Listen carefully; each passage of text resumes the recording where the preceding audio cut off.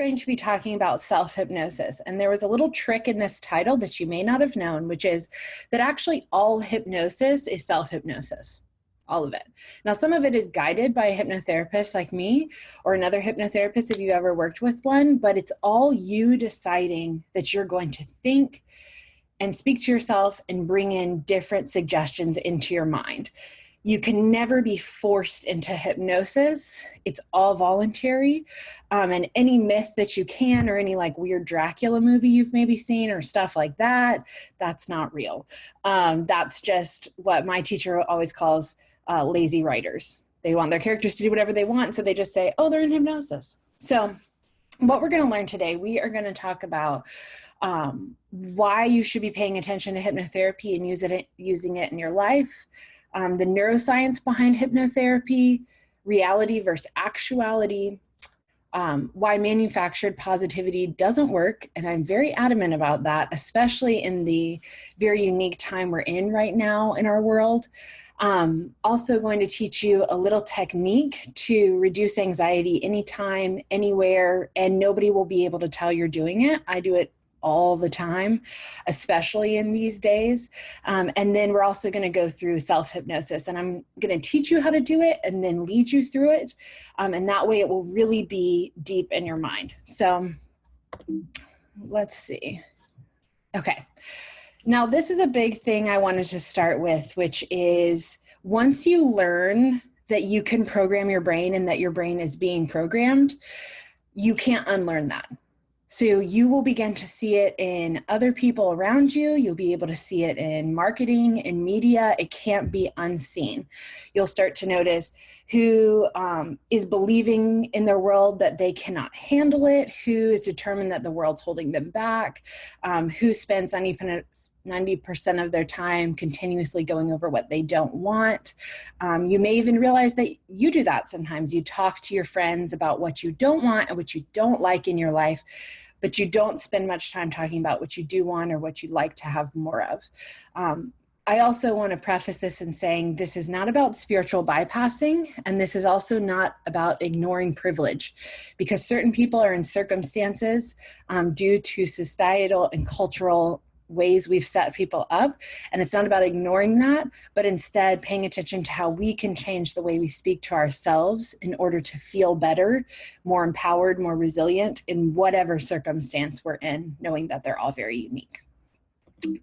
I have to, there we go. So I think I skipped one. Just wanted to introduce myself a little bit more. I'm a certified hypnotherapist and mindset coach. I work predominantly with women and a few very lovely men.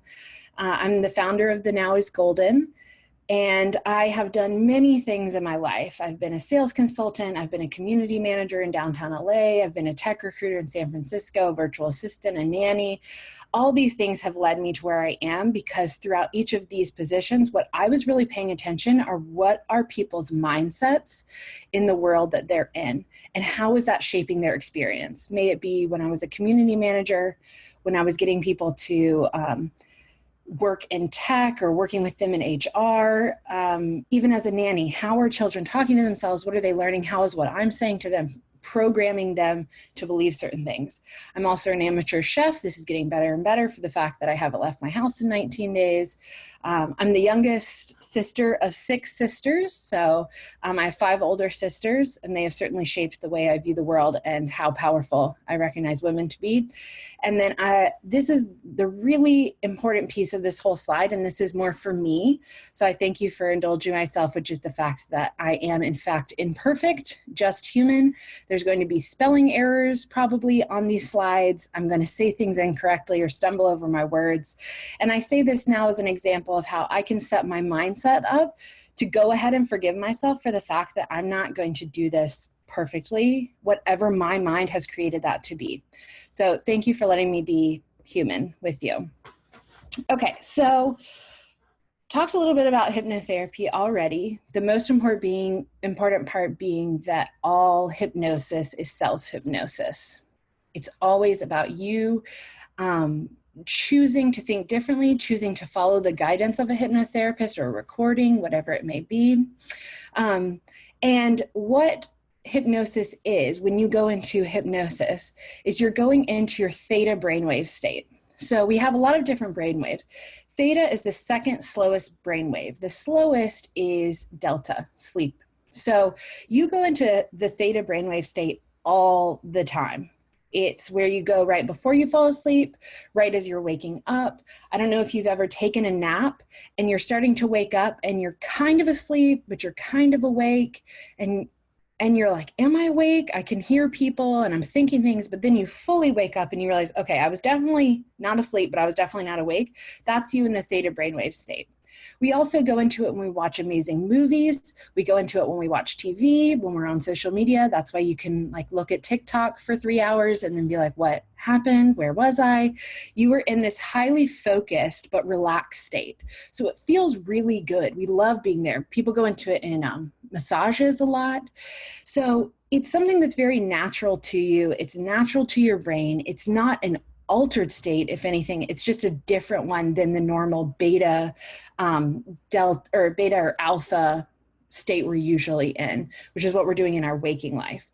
And then really what allows you to do is change the subconscious habits and patterns that are going on in your life by reprogramming your mind. So a very simple example of this is that if when you were little, you developed the habit of biting your nails when you didn't know what to do or when you were bored or felt uncomfortable, it's going in and figuring out what can we replace that habit with so that you can still feel comfortable and entertained, but you're not biting your nails. Maybe instead, a lot of my clients, they'll just like pinch their fingers together. So it's not causing harm. It's a different habit, but it serves them better. And the most important thing to know is that you are going in and out of hypnosis all the time. Probably even more now that we're spending a lot more time on technology. It happens all the time. And you can use it to your advantage instead of just letting it happen.